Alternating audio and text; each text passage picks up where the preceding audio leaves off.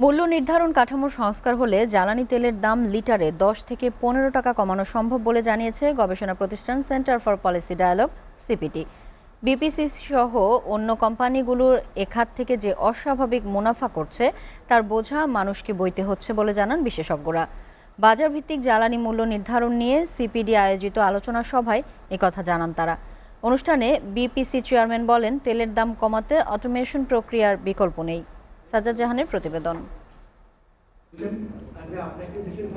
প্রতি বছর সরকার বিভিন্ন খাতে যে পরিমাণ ভর্তুকি দেয় তার 1/3 বেশি যায় বিদ্যুৎ ও জ্বালানি খাতে। এ তথ্য তুলে ধরে গবেষণা প্রতিষ্ঠান সিপিডি জানায়, গেল অর্থ বছরে ভর্তুকির পরিমাণ ছিল 32,000 কোটি টাকার উপরে। তবুও চড়া দামে কিনতে হচ্ছে সব ধরনের জ্বালানি।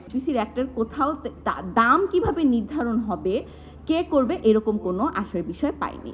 এমন পরিস্থিতিতে সিপিডি বলছে, বিভিন্ন খাতে অপচয় শুল্ক ও মুনাফা সমন্বয় করে বর্তমান বাস্তবতায় জ্বালানি তেলের দাম লিটারে 10 থেকে 15 টাকা কমানো সম্ভব। এটাকে যদি আরো কিছু অ্যাডজাস্ট করা যায়, তাহলে এই যে ভোক্তার যে এখন উচ্চ মূল্যস্ফীতির যে প্রভাব, সেখান থেকেও কিন্তু তিনি সাশ্রয় হবেন বা স্বস্তি পাবেন যদি জ্বালানি তেলের মূল্য কমানো যায়। সেটা উপরন্তু সেটা বিদ্যুৎ উৎপাদনের সামগ্রিক যে ব্যয়, সেখানেও কিন্তু এর একটা ইতিবাচক প্রভাব ফেলতে পারবে বলে আমাদের কাছে মনে হয়। এ সময় বক্তারা অভিযোগ করেন, বিভিন্ন সময়ে বিশ্ববাজারে তেলের দাম কমলেও স্থানীয় বাজারে এর প্রভাব পড়েনি। ভোক্তা স্বার্থ না দেখে পেট্রোলিয়াম কর্পোরেশন মুনাফার দিকে নজর দিয়েছে বলে দাবি তাদের। যদি রাইট প্রাইসিং হয় তাহলে কস্ট অফ ডুইং বিজনেস একটা কিন্তু বড় ইমপ্রুভমেন্ট আসবে।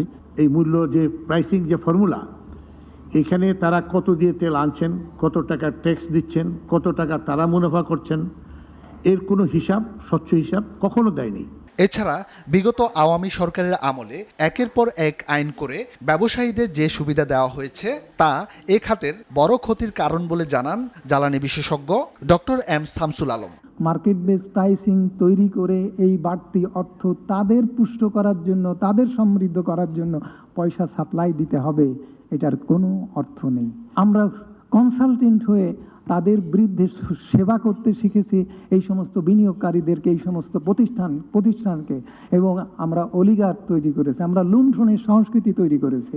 তেলের দাম কমাতে চুরি বন্ধের পাশাপাশি বিপণন সহ সকল প্রক্রিয়ায় স্বয়ংক্রিয় ব্যবস্থা বাস্তবায়ন জরুরি বলে জানান বিপিসির চেয়ারম্যান। হয়তো আগামীতে আমাদের যে রিফাইনারি নতুন হবে 40,000 কোটি টাকা লাগবে, সেই রিফাইনারি আমাদের অবশ্যই করতে হবে। আমরা তেলের কোয়ালিটি যদি এনশিওর করতে চাই, আমরা যদি তেলের মূল্য সঠিক রাখতে চাই, তাহলে কিন্তু আমাদের পিলফারেজ কমাতে হবে, আমাদের ওয়েস্টেজ কমাতে হবে, বা বাংলা কথায় যদি বলি চুরি কমাতে হবে। বিগত সময়ে যারা অতিরিক্ত মুনাফা করেছে তাদের চিহ্নিত করে ব্যবস্থা নেয়ার দাবি জানান আলোচকরা। Note of it. Sajjad Jahan, STV, Dhaka.